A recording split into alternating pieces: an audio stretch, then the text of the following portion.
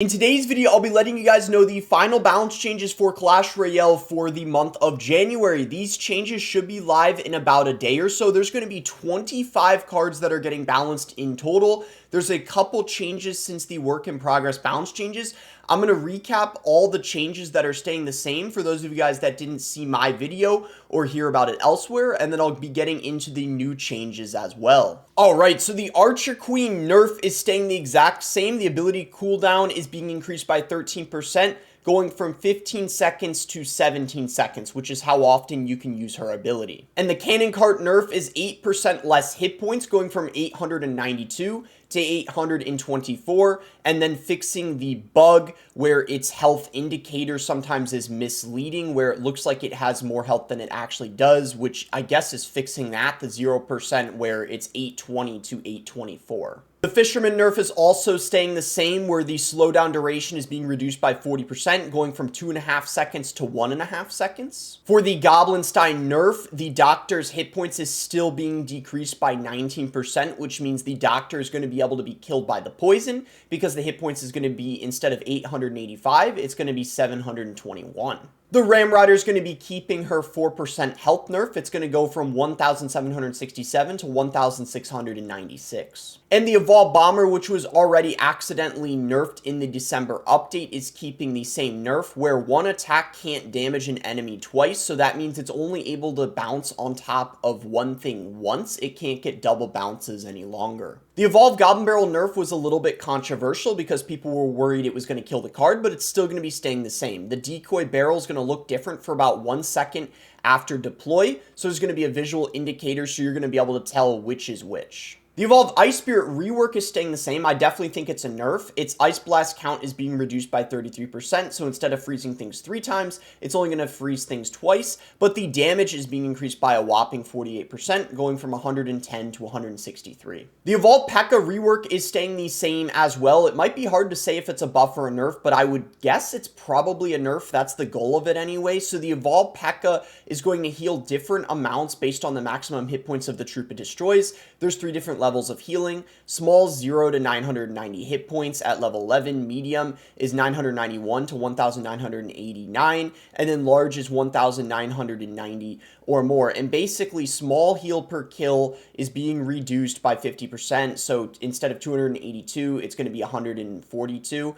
But then the heal per medium kill is staying the same, 282, but then heal per large kill, 282 going to 565. So it's going to be a lot better against tanks. Alright guys, so here's the first change of the finalized balance changes compared to the work in progress one. So for the Evolved Royal Recruits rework, the Evolved Royal Recruits, the charge distance is being increased by 33%, going from 1.5 tiles to 2 tiles, and then the charge damage is only going up by 1%, 273 to 276. So this is a massive nerf to the Evolved Royal Recruits, and the regular Royal Recruits look like they're no longer getting a buff to compensate for the Evolved Royal Recruits nerf. So that is something that changed due to community feedback, because a lot of people were upset that the regular recruits got a buff, and as you can see, it's no longer listed that they're getting a buff, because next up is the Evolved Skeletons nerf, which is staying the same. It's only going to be 3 instead of 4, and this might be a massive nerf to the card. The Baby Dragon buff and the Witch buff are both staying the same. They're both going to have a splash radius now of 1.5 tiles. The Dark Princess buff is also still here. The charge distance is being reduced by 14%, going from 3.5 tiles to 3 tiles. And the Electro Giant buff is staying the same as well, which I think is pretty deserved. It's going to behave consistently with other win conditions, and you're not going to be able to kite it across the whole arena anymore, so it doesn't attack buildings that are placed too far away. The sight clip is being increased by a couple tiles, so it's going to make it a lot better, probably. And the Goblin Demolisher is still going to have a lifetime increase of 14%, going from 7 to 8 seconds. The Goblin Machine rework is still staying the same. It's going to be able to one-shot goblins with the melee attack because it's having a 57% increase in damage going from 135 to 212. The hit speed, though, being reduced by 25%, going from 1.1 to 0.833, which is a total damage per second increase of 17%, which I think is overall a buff to the card for sure. The Mighty Miner buff is still here as well. The damage increase time is being reduced by 11%, going from 2.3 to 2 seconds. The Mini P.E.K.K.A is also keeping its 5% damage buff, going from 720 to 754. And the Evolved Cannon Barrage damage is still going to be increased by 10%, going from 320 to 353. The Evolved Wall Breakers are still getting their death damage buff of 50%, going from 195 to 292. This is a massive buff. The second change of the finalized balance changes is they took away the second buff of the Dagger Duchess. She's no longer getting a dagger increase because people realized that was way too much, especially because she was already getting her projectile speed increased of 67%.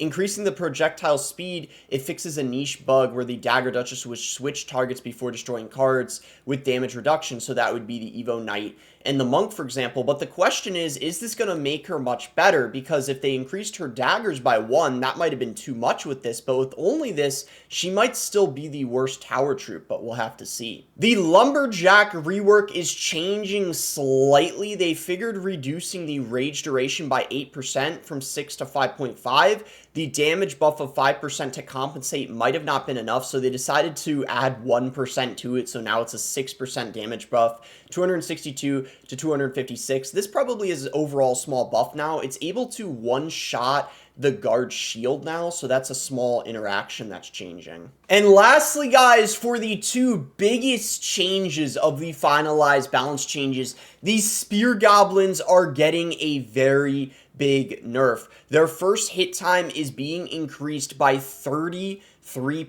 going from 0.3 to 0.4. And this changes a lot of interactions whenever they increase or decrease first hit times.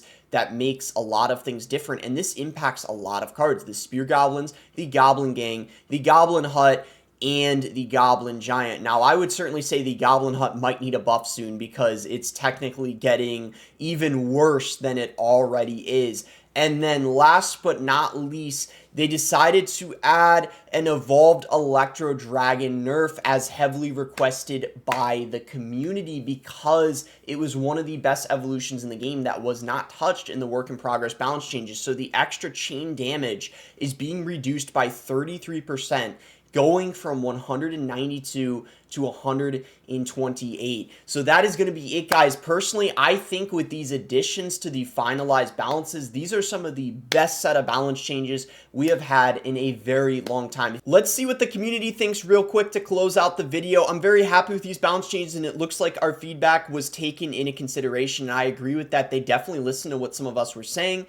The Dagger and Recruits changes were toned down a bit. Addition of important nerfs, the Spear Goblins, the E-Drag. I truly hope we can have a more balanced and versatile meta this season. I definitely think we will. Where's the Chef nerf? Yeah, that's one that is a little bit controversial. The Evolved E-Drag nerf is not enough, says Lucas, and the Evo E-Drag still broken as well, people are saying. Very happy with these balance changes. So much feedback was taken on board. Obviously, some things I would change, but 95% is spot on. I agree with the general consensus here. The Evo E-Drag people seem to be a little worried about still, which is surprising to me. But if you guys enjoyed the video, be sure to give it a like and subscribe if you guys are not subscribed already. You can use creator code BOSS to support me in any Supercell game. And thanks again. Until next time, guys.